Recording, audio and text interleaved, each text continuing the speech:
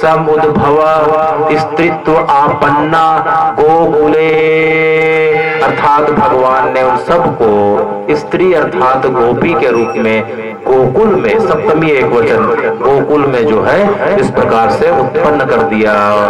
तो हे भगवान, ये कोई साधारण गोपियां नहीं है, तो गोपियों के साथ भगवान के रास को, इस शरीर का रास ना समझा जाए, क्योंकि भगवान का शरीर जो है ये पंचभूत से, ये मल मूत्र का शरीर जो हम सबका बना है, भगवान का शरीर वैसा नहीं बना है। भगवान का शरीर जो है प्रकृति से परे है, इसीलिए भगवान की जो लीला है वो भी प्रकृति मन बुद्धि से और आत्मा और चैतन्यता से परे है। इसे समझना बड़ा कठिन है। हम जब बस मोटे मोटे शब्दों में यह समझ जाएं कि गोपियों के साथ भगवान का जो विहार, जो महारास कहा जाता है, ये साधारण स्त्री पुरुषों का विहार नहीं, बल्कि एक भक्त जो होता है, जो भगवान को अनन्य जन्मों से उनके चरणों की सेवा करना चाहता है, भगवान उसकी इच्छा को पूरी करने के लिए भगवान उसे अवसर प्रदान कर रहे हैं, अंग संग का अवसर प्रदान कर रहे हैं। तब जो है, अब इसके बाद दूसरा श्लोक आता है। भगवान जो है ब्रज में यमुना जी के किनारे बैठे हैं और उनके मन में गोपियों से मिलने की इच्छा हुई, लेकिन भगवान की ऐसी इच्छा पूरी नहीं हो रही थी। तो भगवान ने, श्री भगवान ने योग माया का आश्रय लिया। किसका आश्रय लिया? योग माया। योग माया उपाश्रिता। तो हे भगवान, ये योग माया क्या है?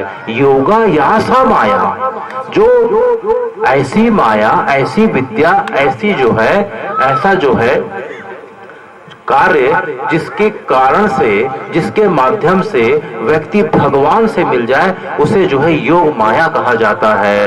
और ऐसी माया जिससे व्यक्ति भगवान से या भगवान के बताए मार्गों से विमुख हो जाता है, उसे मोह माया कहा जाता है। तो योग माया जो है व्यक्ति को राम से, काम से राम की ओर ले जाती है, व्यक्ति की तृष्णा को मोड़ के कृष्णा की ओर ले जाती है, बिंदु को सिंधु की ओर मोड़ दे, ऐसी माया को योग माया कहा जाता है। तो हे भगवान, ये योग माया कोई दूसरी नहीं, ये तो स्वयं साक्षात श्री जी हैं, राधा जी हैं, हमारे ब्रज की लाडली हैं, हमारी लल्ली हैं। तो भगवान ने राधा जी का आश्रय लिया और राधा जी का आश्रय लेके जो है उन गोपियों के लिए उन्होंने जो है अपनी बांसुरी की मधुर तान छेड़ दी। निशम्य गीतम तदरंग वर्धनम ब्रज स्त्रिया कृष्ण गृहित मानसा जगमु अनन्यम अलिक्षित उद्यमा स यत्र कांतो जवलोल कुंडला स यत्र कांतो जवलोल कुंडला। अर्थात निशम्य गीतम, निशम्य माने सुनकर, किसे सुनकर? भगवान की बांसुरी को अर्थात वेणुनाद को सुनकर। निशम्य गीतम तदनंग वर्धनम। तो भगवान, हे सुखदेव जी, आप किस प्रकार की बातें कर रहे हैं कि तदनंग वर्धनम? अनंग अर्थात काम, अनंग अर्थात काम या कामदेव का एक नाम जो है अनंग है, जिसका कोई शरीर ना हो। काम जो है हमारे मन में आता है और इस प्रकार के आके जो है विध्वंस करके चला जाता है, उसका कोई रूप रंग आकार नहीं है। इसलिए काम का निवास, कामदेव का निवास जो है मन को कहा गया है। और इस श्लोक में बड़ी जो है एक विरोधाभास जो है बातें जो है कही जा रही है। निशम्य गीतम तदनंग वर्धनम ब्रज स्त्रिया कृष्ण गृहित मानसा।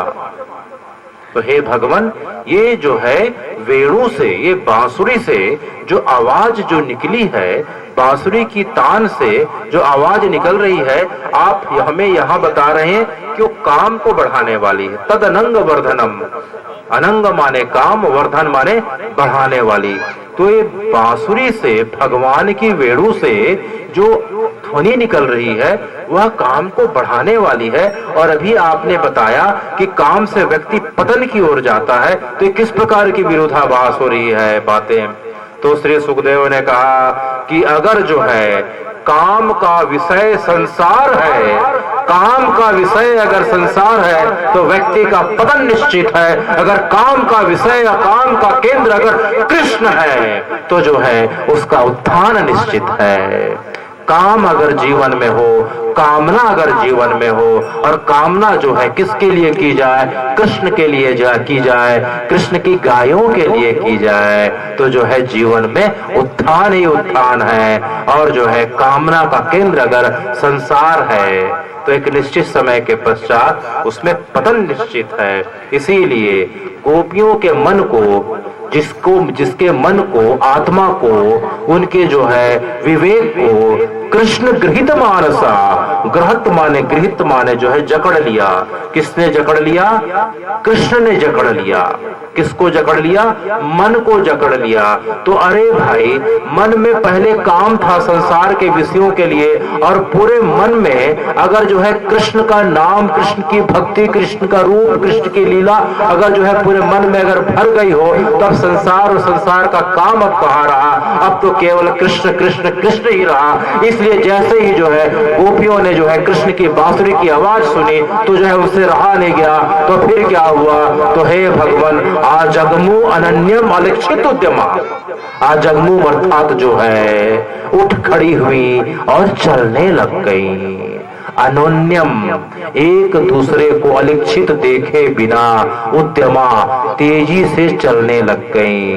क्योंकि उनके मन को, विवेक को, उनके सब क्रियाकलापों को कृष्ण इस प्रकार से जकड़ लिया था, कृष्ण की बांसुरी ने जकड़ लिया था। इसलिए ब्रज की जितनी भी गोपियां हैं, कथा बताती है, थोड़ा सा जो है अतिशयोक्ति हो सकती है कि 3 अरब गोपियां थी। हम आज के समय में 3000 भी मान ले तो सब गोपियां जो है, जो जैसा कार्य कर रही थी उस कार्य को तत्काल त्याग के जो है तुरंत घर से बाहर निकल गई। और बाहर निकल गई तो किसके लिए निकल गई? सा यत्र कांतो, जहां, यत्र माने जहां, कांतो माने प्रिय, उन गोपियों का प्रिय अर्थात कृष्ण जहां था, जहां कृष्ण थे, तो वहां जो है अपने कार्यों को त्याग करके निकल गईं। तो निकलने के साथ क्या होता है? सयत्र कांतो जवलोल कुंडला, जव माने जो है जल्दी, जव माने जल्दी, लोल माने हिलने लग गए, कुंडला माने कान के कुंडल। तो जब गोपियां जो है सिर नीचे करके बिना एक दूसरे को देखे, बिना बात करे, सिर्फ कृष्ण कृष्ण कृष्ण सोचते मन में जब घर से निकल गए, तो जो है चलते चलते जो है क्या होता है कि सा यत्र कांतो जवलोल कुंडला, उनके कान के कुंडल हिलने लग गए। तो हे भगवान, क्या गोपियां जो है सब गोपियां निकल गई और गोपियां क्या क्या कार्य कर रही थी? तो भगवान यहाँ बताते हैं, दूहियंतो युयु कश्चित दूहम हित्वा समुत्सुका, कुछ गोपियां जो है गाय को जो है इस प्रकार से दूह रही थी, गाय के दूध को दूह रही थी। तो गाय के दूध को दूहते समय जैसे उनके कान में बांसुरी की मधुर जो है तान छिड़ी और उन्हें सुनाई दी, तो उन्होंने जो है दूध को दूहता छोड़ के बीच में जो है इस प्रकार से वहां से दौड़ लगा दी। और बाकी गोपियां तो दूसरे जो है श्लोक के जो है तीसरे श्लोक का जो दूसरा लाइन है, पयो अधिश्रित्य सैया अम अनुदासस्व अयुम अपरा, अर्थात कुछ गोपियां तो जो है दूध दूह रही थी, कुछ गोपियां दूध दूहने के पश्चात दूध को जो है चूल्हे में बर्तन पे रख के जो है दूध को औटा रही थी। तो औटाते हुए दूध के समय जैसे उनके कान में भगवान की बांसुरी सुनाई देती है, गोपियां जो है दूध को ऐसे ही रख के भले ही दूध जल जाए, भक्त जो है गोपियां भगवान से मिलने के लिए दौड़ पड़ी। उसके पश्चात कुछ गोपियां सैया आम अनुदास से, तो कुछ गोपियां जो है चूल्हे के ऊपर तवे में रोटी सेक रही थी। क्या सेक रही थी? रोटी सेक रही थी। तो जैसे रोटी सेकते गोपियों के कानों में भगवान की वेणु की आवाज सुनाई दी, तो रोटी सेकते हुए अध सिके रोटी को भले बाद में जल के इस प्रकार से जो है टुकड़ा हो जाए, राख हो जाए, गोपियां छोड़ के चल पड़ी। तो हे भगवान, तो बाकी गोपियों ने क्या किया? तो बाकी गोपियां अपने घरों में इस प्रकार से विभिन्न प्रकार के कार्यों में व्यस्त थे। तो किस प्रकार के कार्यों में व्यस्त थी? तो इस प्रकार से परिवेशंत्या हितम तत्वा पयंता शिशु पयून, कुछ गोपियां जो है वस्त्र धारण कर रही थी। तो जैसे ही कान में बांसुरी की आवाज सुनाई दी, आधे अधूरे वस्त्र को पहन के हुए जो है दौड़ पड़ी। कुछ गोपियां शिशु को पयोपान दूध पिला रही थी, तो शिशुओं को जमीन में रख के दौड़ पड़ी। और जो है परिशंतया पतिन, जो है कुछ पतियों की सेवा कर रही थी। और कुछ जो है अपास्य भोजनम, कुछ भोजन कर रही थी। तो जैसे ही भोजन करते समय बांसुरी की आवाज आए, तो कुछ भोजन का जो है टुकड़ा कुछ मुंह में कुछ हाथ में, इस प्रकार से बिना हाथ धोए जो है गोपियां निकल पड़ी। चबा भी नहीं पाई, कटक भी नहीं पाई, आधा भोजन मुंह में आधा हाथ में। और कुछ गोपियां लिम्पंतया प्रमर्जांत्या अजंतया कश्चित लोचने, कुछ गोपियां आंखों में अंजन लगा रही थी, कुछ गोपियां शरीर में अंगराग लगा रही थी, कुछ गोपियां जो है तेल की मालिश कर रही थी। और कुछ गोपियां व्यक्त अस्त्र वस्त्र आभरणा, कुछ गोपियां जो है वस्त्रों को और वस्त्रों के साथ में सुंदर आभूषण जो है पहनने का उपक्रम कर रही थी। तो जैसे ही उन्होंने कृष्ण की मधुर बंसी की तान सुनी, तो जो है आधे अधूरे जो है अपने आभूषण को पहन के हाथ का पैर में पहन लिया, पैर का जो है हाथ में पहन लिया, कान का नाक में पहन लिया, गले का इधर पहन लिया, उसका उधर पहन लिया।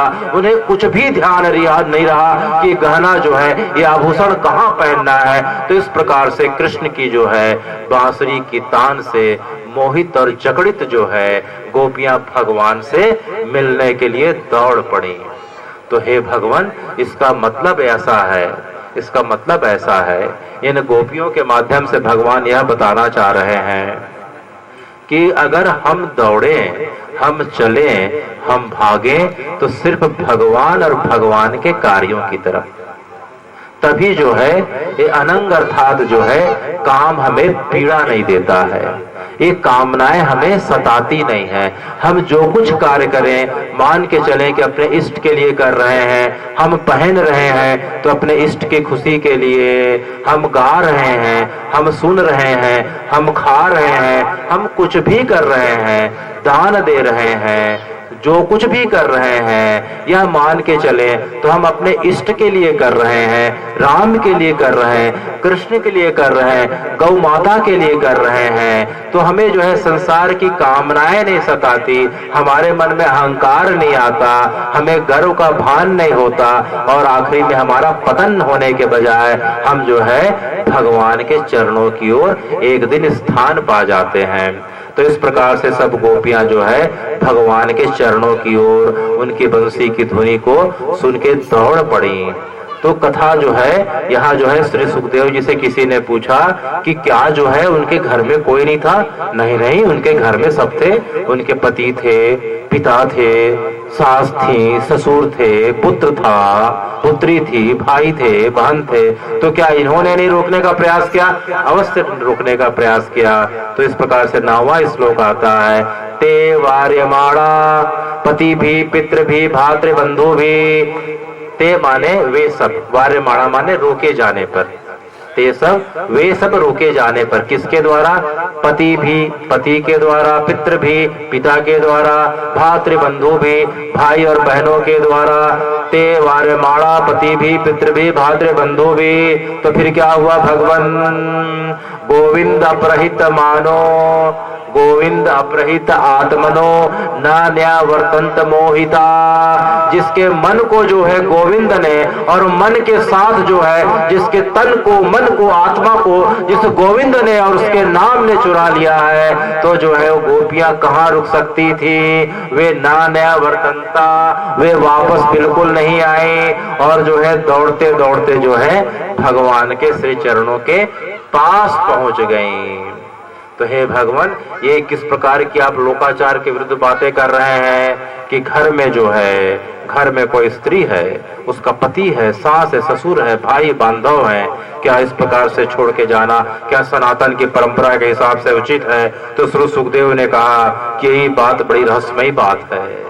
ये कोई साधारण स्तर की जो है यहाँ कथा नहीं हो रही है। जब कई जन्मों का, कई जन्म जन्मांतर का जो पुण्य का भाव उदित होता है तो जो है हमें भगवान की कथा के प्रति भाव उत्पन्न होता है, और उन कथा का भी जब पुण्यों का जब उदय होता है तो हमें भगवान के जो है महाराज की कथा सुनने का अवसर मिलता है।